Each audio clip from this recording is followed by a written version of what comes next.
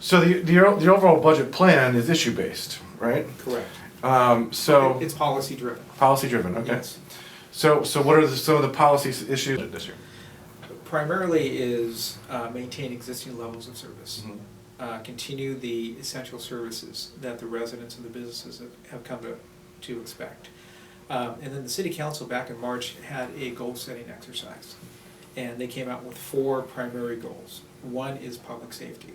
Public safety was the #1 goal that they wanted to address. They wanted to address the violence, the youth violence that was in the community. Mhm. Another one that they wanted to address also was water issues, and try to get more supplemental water for the water basin to make sure that we are in a sufficient area for growth and that we can sustain our existing growth that we have right now. Mhm. Another one is economic development and job attraction, but more than that, job retention. Mm. You know, right now, we're trying to retain jobs Right. because we have other states that are coming in trying to lure companies out. And then finally, the last one was to revitalize our old library, which is just adjacent to City Hall, and to take a look at it from more of a one-stop permitting counter and consolidate city operations downtown into the hub of the downtown Civic Center complex. Right. If we can drill down into some of those for a second. So what's the budget and how are we going to spend on public safety? How are we going to meet those policy issues? Well, for example, Measure U.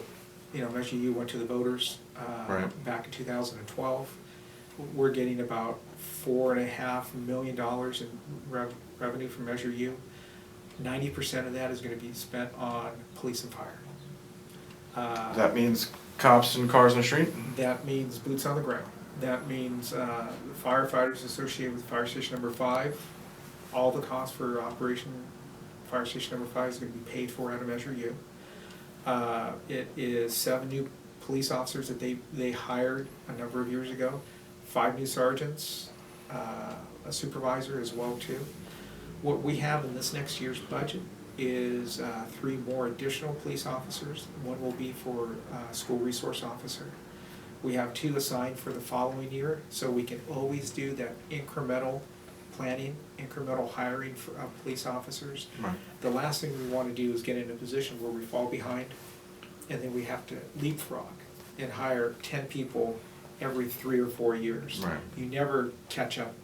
It's easier to do it incrementally. Hire 2 this year, hire 3 this year, and just do it on a routine basis. Sure.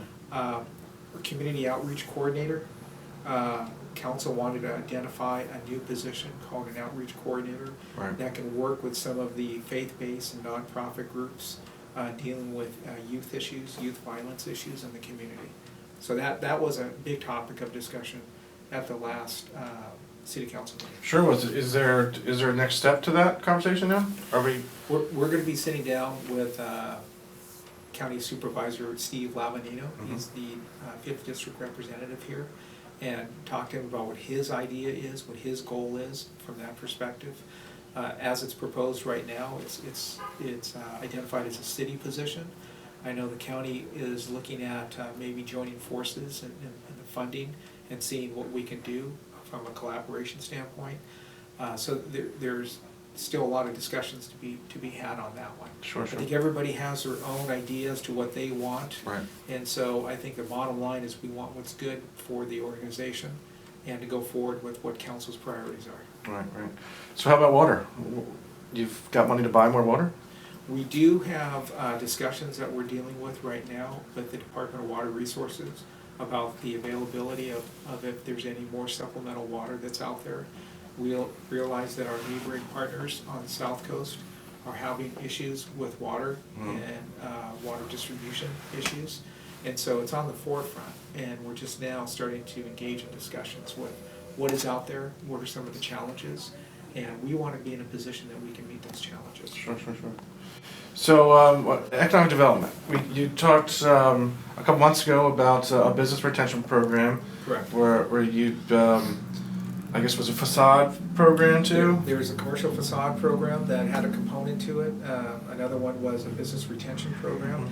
The intent is to try to get local businesses to reinvest here in Santa Maria, where they're going to have to expand for either new positions or expand for beautification, aesthetics issues on major thoroughfares.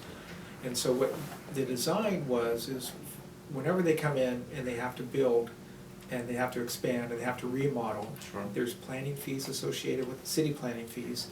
There are engineering fees associated with it. There's growth mitigation fees, traffic fees, park development fees. And the idea is if they're willing to reinvest in their own business, they're willing to expand, and it's gonna come with some city fees attached to it.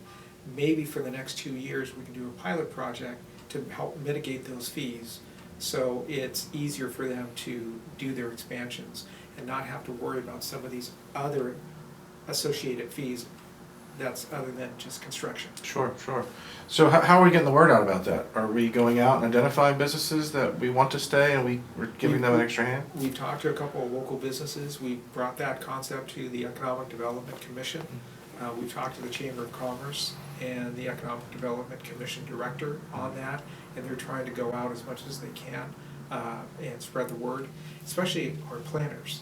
Our planners are the first face of anybody that wants any type of expansion. When they come forward, they're asking for questions. I'm thinking about expanding my business. What would it look like if we did X, Y, and Z? Am I properly zoned in this area? At that point in time, the planner can say, oh, and by the way, did you know about this policy that we just implemented? Right. So, it's a pilot project right now. We're hoping that it's gonna gain some traction, and it will reward those businesses who want to expand. All right, well, that's a good segue into the fourth goal about retrofitting the old library. Correct. So what's that process gonna be like, and when or if, or will residents start seeing some hammers being tossed around? Probably around 2005, 2006, the city was successful in receiving a grant from the state of California to build our existing library, our new library. Mm-hmm. And so when we built it on the footprint that used to be the parking lot of the old library, we decided that we were going to expand City Hall, and we were going to turn the old library into city offices for a one-stop development center. Sure. Right now, if you're a business and you want to start a business in the city, or you're a contractor, you start here in City Hall, you get the application, you go over to finance, you go to the planning department, you get it signed off by the planner, then you walk upstairs to the engineering division, you get that signed off from the engineer, and then you walk back down to fire prevention, get them to sign off on it, then you really want to pay it, then you come back over here to City Hall. And I've had so many people over the years say, you know how hard it is just to try to start a business from a city perspective? Sure. I'm running all over the place. We have an asset right next door. We have departments that are all over the city.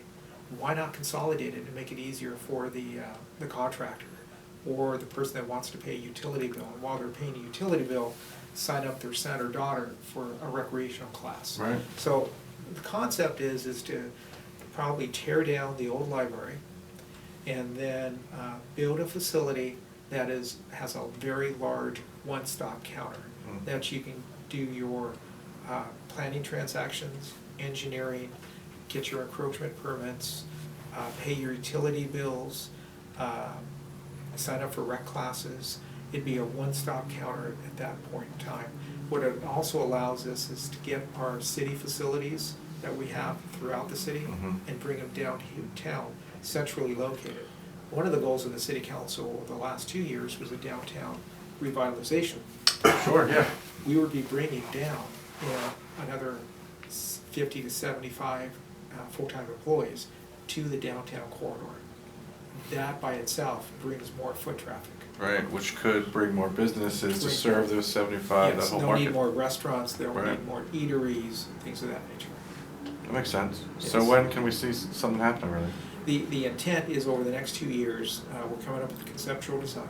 And then after that, that'll be followed by more specific specifications, Right. design specifications. We'll go out to bid for it, and then probably a year and a half after that will be completed. Well, So we're looking at actual construction and completion to be in the next 2-year budget process. sure, sure. For more stories about city government, check out SantaMariaTimes.com or follow me on Twitter @LoganBAnderson.